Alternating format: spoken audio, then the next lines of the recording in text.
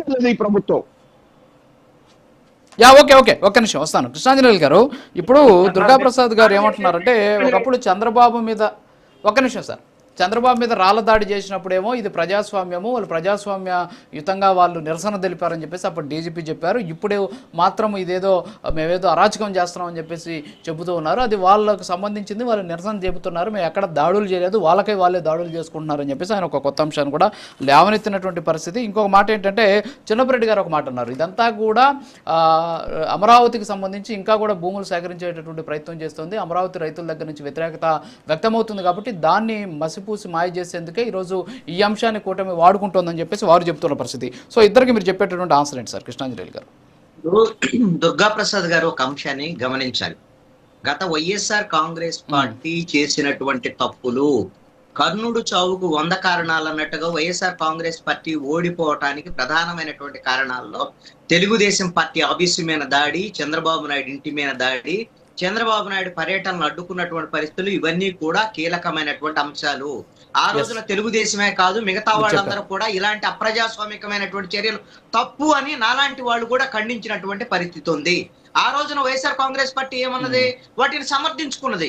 ఇవంతా కూడా ప్రజాస్వామ్యంలో ఈ విధంగా వినతులు ఇవ్వటానికి ఏది, జోగి రమేష్ వినతి ఇవ్వటానికి వెళ్ళి చంద్రబాబు నాయుడు ఇంటి మీద దాడి చేసినటువంటి జోగి రమేష్ వినతి పత్రం ఇవ్వటానికి వెళ్ళాడట. అది ఆ రోజున వైఎస్ఆర్ కాంగ్రెస్ పార్టీ సమర్థన. తెలుగుదేశం పార్టీ ఆఫీస్ దగ్గరికి వెళ్ళి వైఎస్ఆర్ కాంగ్రెస్ పార్టీ వాళ్ళు ఏం ప్రజాస్వామికమైన చర్య ఆ రోజున, ఆ విధంగా వైఎస్ఆర్ కాంగ్రెస్ పార్టీ సమర్థించుకున్నది. ఈ రోజున తెలుగుదేశం పార్టీ కూడా ఏం సమర్థించుకుంటుంది, ఈ సాక్షి ఆఫీసుల మీద జరుగుతున్నటువంటి దాడిని ప్రజాస్వామ్యయుతంగా మహిళలు వెళ్ళి దాడి చేస్తున్నారట.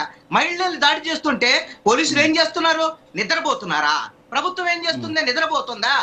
మీరు ఎవరైతే సాక్షి టీవీలో మాట్లాడినటువంటి వాళ్ళ మీద చట్టబద్ధంగా చర్యలు తీసుకోండి, అంతేగాని సాక్షి ఆఫీస్ మీద జరిగినటువంటి దాడి విషయంలో ఒక్క కేసు అంటే ఒక్క కేసు కూడా నమోదు చేయలేదు. కాబట్టి ఏలూరులో ఈ రోజున సాక్షి ఆఫీసుని తగలబెట్టేటువంటి పరిస్థితి ఉంది. అయితే మీరేం చెప్తున్నారు, ఈ ఘటనలన్నీ వాళ్లే చేసుకున్నారు అంటే వాళ్ళంతటి వాళ్ళే ఇది చేసుకున్నారు. వైఎస్ఆర్ కాంగ్రెస్ పార్టీ వాళ్ళు కూడా ఇలానే చెప్పారు, చంద్రబాబు నాయుడు తెలుగుదేశం పార్టీ వాళ్ళంతటి వాళ్ళే దాడులు చేసుకుని మా మీద ప్రచారం చేస్తున్నారని చెప్పారు. కాబట్టి ఆ రోజున ప్రజలు నమ్మలేదు, కాబట్టి ఆ రోజున వైఎస్ఆర్ కాంగ్రెస్ పార్టీకి ప్రజలు బుద్ధి చెప్పినటువంటి పరిస్థితి ఉంది. ఈ రోజున మీరు కూడా అదే చేస్తున్నారు. జగన్మోహన్ రెడ్డి చెప్పుల్లో చంద్రబాబు నాయుడు కాళ్ళు పెట్టాడు, వాళ్ళ ప్రభుత్వం చేసినట్టే మీ ప్రభుత్వం అప్రజాస్వామికమైన చర్యలకు పాల్పడుతుంది. దీన్ని వెంటనే స్టాప్ చేయాల్సినటువంటి బాధ్యత ప్రభుత్వం మీద ఉంది. అయితే వైఎస్ఆర్ కాంగ్రెస్ పార్టీ దీన్ని స్టాప్ చేయాలనేటువంటి విషయంగా ఎవరన్నా సూచన చేసినా సరే వాళ్ళకి స్టాప్ చేసేటువంటి ఆలోచన లేదు. ఎందుకు లేదు అని అంటే 2019 నుంచి 24 వరకు వాళ్ళ యొక్క ధోరణిని మీరు గమనిస్తే అమరావతి విషయంలో అసత్యమైనటువంటి ప్రచారం, అది శ్మశానమని, మునిగిపోయిద్దని, అది అంత అడివని, ఇలాంటివన్నీ కూడా అసత్యమైనటువంటి ప్రచారాలన్నీ కూడా చేశారు, చేస్తూనే ఉన్నారు. ఇప్పుడు కూడా ఆ సాక్షి డిబేట్ లో జరిగినటువంటి అంశం కూడా అదే. ఈ విధంగా వైఎస్ఆర్ కాంగ్రెస్ పార్టీ సపోర్ట్ చేస్తుంది కాబట్టి, వైఎస్ఆర్ కాంగ్రెస్ పార్టీ ఛానల్ సాక్షి కాబట్టి ఆ లీనియన్స్ తోనే వాళ్ళకి ఇష్టమైనటువంటి అంశం అనేటువంటి దాని మీదే కిషన్ రాజు ఇష్టం వచ్చినట్టుగా మాట్లాడాడు అమరావతి మీద, దాన్ని సమర్థించాడు కొమ్మినేని శ్రీనివాసరావు. కాబట్టి వాళ్ళిద్దరూ ఈ సమస్యను ఎదుర్కొంటున్నారు.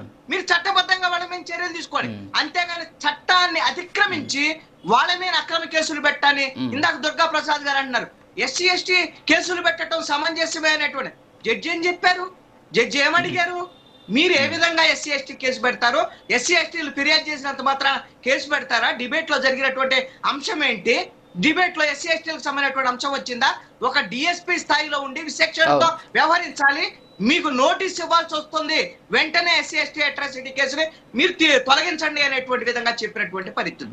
అంటే మీరు చట్టబద్ధంగా వ్యవహరించడానికి మాత్రమే మీకు 164 సీట్లు ఇచ్చారు, వైఎస్ఆర్ కాంగ్రెస్ పార్టీకి 11 సీట్లు ఇచ్చారు.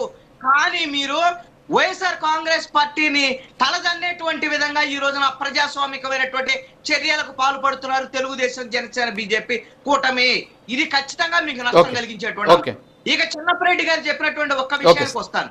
ఖచ్చితంగా అమరావతి విషయంలో రాజధానికి భూములు ఇచ్చినటువంటి 29,000 మంది రైతులు, 33,000 ఎకరాలు ఇచ్చినటువంటి వాళ్ళు 10 ఏళ్ళైనా సరే వాళ్ళకి డెవలప్ చేసినటువంటి ఏ విధమైనటువంటి ప్లాట్లు ఇచ్చి ఉండలేదు చంద్రబాబు నాయుడు. ఈ రోజున బాంబు లాంటి వార్త పేల్చాడు చంద్రబాబు నాయుడు. ఇది ఎవరికి బాంబు లాంటి వార్త అంటే భూములు ఇచ్చినటువంటి రైతులకి. వీళ్ళది డెవలప్ చేసింది లేదు, 10 ఏళ్ళైంది, దిక్కు లేదు, దివానం లేదు. ఇప్పుడు అప్పులు తెచ్చి ఎట్టొకటి కడతాడు, బిల్డింగులు కడతాడు, కానీ డెవలప్ చేసేది ఎప్పుడు? డెవలప్ చేసిన ప్లాట్లు ఇచ్చేటప్పుడు వాళ్ళకి అసలు భూమి ఏమన్నా ఉందా? వాళ్ళకి దగ్గర కాగితాలు ఉన్నాయి.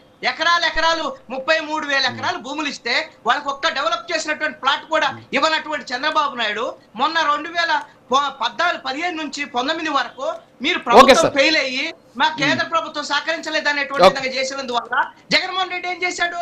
2019 నుంచి 24 వరకు 3 రాజధానులు అని చెప్పినందువల్ల 270 మంది రైతులు చనిపోయారు.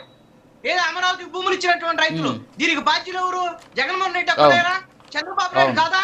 చంద్రబాబు నాయుడు వాళ్ళ కదా చనిపోయింది. ఈ రోజున మళ్ళీ 44,000 ఎకరాలు తీసుకుంటానని చెప్పాడు. ఇది ఖచ్చితంగా రాజధానికి భూములు ఇచ్చినటువంటి రైతులు చంద్రబాబు నాయుడు మీద తిరుగుబాటు చేసేటువంటి పరిస్థితి వచ్చింది. వాళ్ళకి ఈ రోజున లడ్డూ లాంటి వార్త ఏంటి అంటే టీవీలో ఈ విధమైనటువంటి డిబేట్ జరగటంతో వెంటనే రైతులు మొత్తాన్ని జగన్మోహన్ రెడ్డి వైపు రెచ్చగొట్టేటువంటి ప్రయత్నం చేసి ఇది ప్రభుత్వంలో కృష్ణవేణి గారు రియాక్ట్ అవ్వండి ప్లీజ్. కృష్ణాంజనేయులు గారు కొన్ని అంశాలు చెప్పారు, ఏమంటారు? సార్, గత ప్రభుత్వం వైఎస్ఆర్సీపీ ప్రభుత్వం జర్నలిస్టుల మీద రాజద్రోహం కేసులు పెట్టింది సార్. వీళ్ళ మంత్రులు ఒక జర్నలిస్ట్ ని నడి రోడ్డు మీద వెనకాల నుంచి వీళ్ళ మంత్రుల ప్రోద్బలంతోనే ఒక జర్నలిస్ట్ ని నడి రోడ్డు మీద నరికి చంపేస్తే ఆ రోజు ఎలాంటి రియాక్షన్ లేదు సార్. అలాగే మైనింగ్ చేస్తుంటే ఆ వీడియోలను చిత్రీకరించాడు అనేసి ఒక జర్నలిస్ట్ ని లారీతో తొక్కి చంపేయండి అంటే ఆ రోజు వీళ్ళెవరూ మాట్లాడలేదు సార్. ఇవాళ ఒక డిబేట్ టీవీ డిబేట్ లో జరిగినటువంటి ఒక అనుచితమైనటువంటి వ్యాఖ్యలకి అమరావతి మహిళలు సారీ చెప్పమన్నారు. ఎక్కడ లేని రోషాలు పౌరుషాలు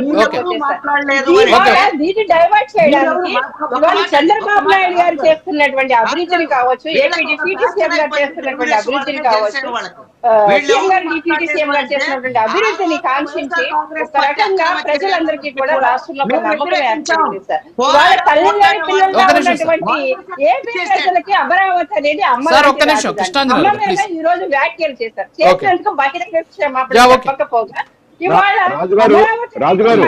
ఇప్పుడు కృష్ణాంజనేయులు గారు ఒక మాట అన్నారు మేడం కృష్ణాంజనేయులు గారు ఒక మాట అన్నారు.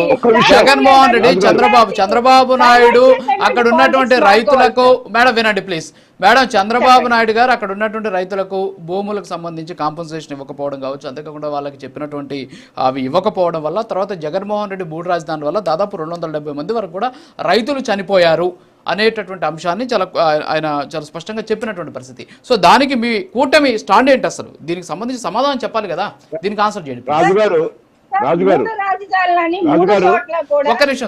అభివృద్ధి లేకుండా గతంలో వైఎస్ఆర్సీపీ పార్టీ ఏ విధంగా